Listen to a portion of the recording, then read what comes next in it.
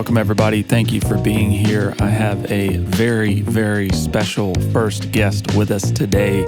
He's a multi-platinum, 5-time Grammy-winning producer. Production credits include Dr. Dre, Beyonce, Eminem, Lil Wayne, Snoop Dogg, Busta Rhymes, Jennifer Lopez, Christina Aguilera, and many, many more. Focus, welcome. How are you, brother? I'm good, man. How are you? So I want to kind of dive into some history a little bit. Your father, Bernard Edwards, one of the greatest bass players of all time, also a co-founding member of the legendary funk group Chic with none other than Mr. Niles Rodgers. And for those that may not be familiar with Chic, Good Times was one of their most popular songs, and it's credited in Rapper's Delight by the Sugar Hill Gang. So that's arguably the first rap song to become a worldwide hit, and it brought hip-hop to, a larger audience across the world. Also, maybe the most sampled song in history, which is mind-blowing to me. But my question is, growing up with your father, being so successful in the industry, did you feel like you had to try and step out of his shadow and create your own legacy? And was that a challenge for you? No, honestly, I wanted to be exactly like him. It's funny because I didn't know until probably past 11 or 12 how heavy my dad was in the industry. I just knew that he was cool to me, I just wanted to be like my dad. Was he pretty, open about like just sharing different things with you in that sense? Or was it more like he didn't really want you to get into it? He didn't want me to do it at all. My dad loved music. My mother loved music. So our house was filled with music. But he did not like the music industry or the music business, and he didn't want me to be a part of that at all. I want to talk a little bit about, how you got started in terms of just getting, placements in the industry, because obviously there was probably a bit of a time of development to get to that point. But, I just feel like a lot of these young producers out here, they just want it to come really quickly, right? Everything's supposed to happen real quick, have all this success. That didn't happen for you that way, right? What was that process like? I mean, well, we're talking about a different day and age. And, I had to physically go from office to office and meet the A&R and play my music, whether it be cassette or CD, and see what worked. And I had years of being told I wasn't ready. I had years of, that's cool, but it's not hot enough. I had years of that. But I did build great relationships because I was consistent. I would consistently show up with new music. Like you're saying, I mean, that's what opens the door for you a lot of times is just, creating that connection, creating somebody who trusts you, and creating, a relationship where they know they can rely on you, right? 1,000%. And it's vice versa.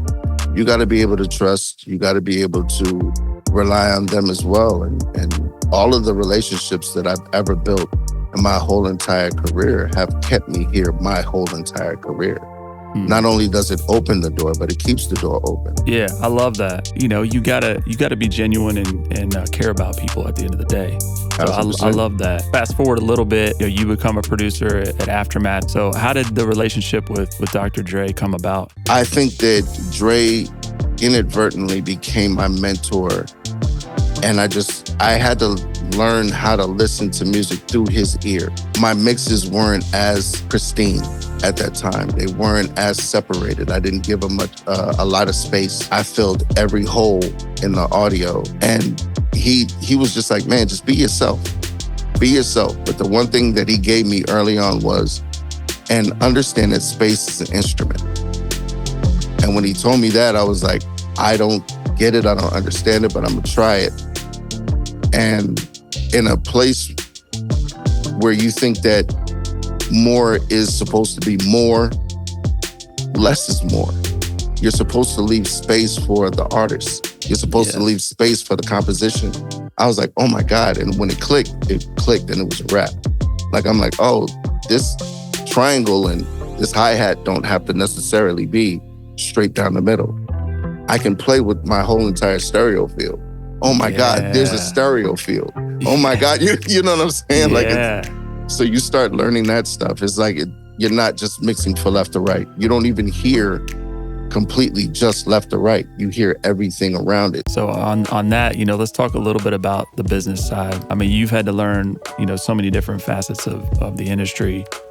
Coming from that, what are some things that you would share with those up and coming that might be looking to get into the side of the industry that you're in? The hardest thing that I had to learn was adapting. And I learned that even in the walls of Aftermath. Like, there were so many things I'm like, I'm not doing that. I'm hardware. I'm not doing software. I'm not going to ever go into my computer. I'm not doing that, blah, blah, blah. And now I'm all in computer. And then, so I literally was telling everybody I was always going to be on an MPC 3000. I'm always going to have keyboards, and I'm always going to, yeah, but then that gets tedious. And now you have a bunch of producers that can literally take a backpack and a little keyboard and go do everything you're doing 10 times as fast in 5 different rooms in one day when you're still lugging your stuff in one time. Yeah. I'm like, okay, you had to adapt. I think that for the new producer, they understand when I say, be tech savvy. You want to understand what is about to happen before it happens. If you can do that, if you're intuitive enough, Yeah, that's the key. Is you got to know what's going on now, but you got to also know what's next. Like you said, it's a great point. You're talking about this stuff, and I just don't feel like that's the take that we get from a lot of people who are highly successful. I'm blessed, bro. I'm blessed. I get to work, to me, the best place in the world right now. I'm working with one of the GOATs, like, every day. I'm not going to ever turn around and be different about that. I'm not going to ever change my ego about that. I'm truly blessed. Amen. All right. Well, Focus, thank you so much for joining me, brother. Like, it's been so much fun. Like, I appreciate the time. Much love to y'all. Talk to you later.